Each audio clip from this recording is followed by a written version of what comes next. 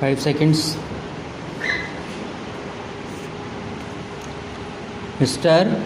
Deputy Chairman, sir, this is the first address by the Honorable President after the elections to the new Lok Sabha. Democracy itself, sir, is a great leveler, and elections in a democracy themselves are a leveler, except that they can occasionally produce harsh results which involve winners and losers. But democracy itself, when it produces winners and losers, confers upon the winner the great sense of responsibility.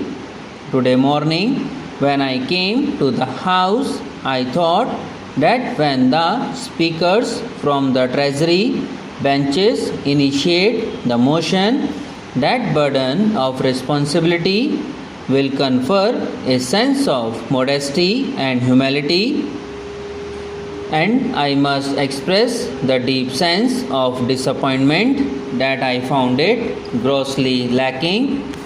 However, we in the opposition certainly do not intend to be provoked by this attitude of lack of modesty and humility which a winner must inherently have, because we were told from beginning to the end where most of us in the opposition have gone wrong and where our conduct and attitude was to be found lacking. Those who are defeated in an election also have a responsibility in a democracy, and that responsibility is to conduct yourself with a certain amount of graciousness, have a certain amount of dignity, but at least have a sense of determination and fulfill the role which is conferred on you. And sir, that role which is conferred on us, I can assure you, is a role which we will discharge purely guided by national interest. There are going to be several areas where we are going to support and even endorse the position of the government.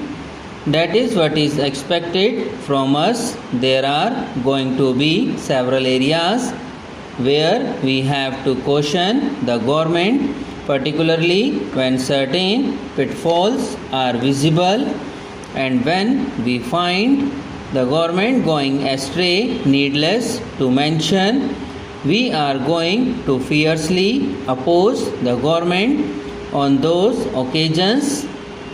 That's a responsibility which is conferred on us, and I can assure you, this house and the country through this house, that various sections of the opposition in their own way are going to discharge this responsibility, which is also a responsibility which is conferred on us in a democracy. Sir, I have no hesitation in admitting, after a lot has been said about the election results, that for me and my party, the election results were a disappointment. We accept that with humility at our command.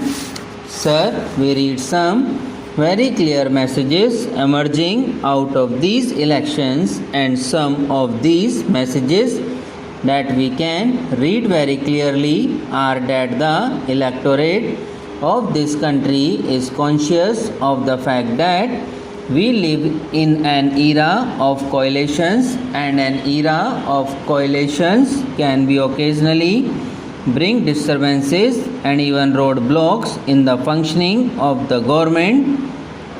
Perhaps one of the great motivating factors to the Indian voter was a great desire for political stability, and therefore the electorate, pursued by that desire, gave to the Congress party over 200 seats. Let them therefore be very conscious of this fact that 206 seats in Parliament are not akin to 403 seats in parliament that they got in 1984, and therefore the manner in which they have to conduct themselves must also be conditioned by this fact. The electorate did want political stability, and therefore in the last 5 years, when we found the government lacking on several fronts, it may not be as an endorsement by the voter of India of areas where the government was found to be wanting. There are several areas. We can have a discussion at an appropriate time over them. But it was this desire for political stability, and when this desire for political stability has given them a larger number of seats, the Indian voter is now not going to accept any reason for non-performance. In the last 5 years, it could be blamed on the reason.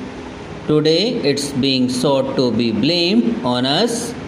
But once you have a figure which is closer to the halfway mark along with you, allies, no reason for failure is going to be accepted this time, for which you have got the benefit of doubt in the last 5 years. At the same time, the Indian voters have shown an immense amount of maturity, but even when we were losing in a large number of states where the non-Congress parties have performed well, those non-Congress parties, including my own party, our allies in several states, some others who have moved away from us, either got an overwhelmingly large number of seats in those states, or in some states at least got an absolute number of seats, and therefore this is a clear mandate as of the electorate as we understand it today.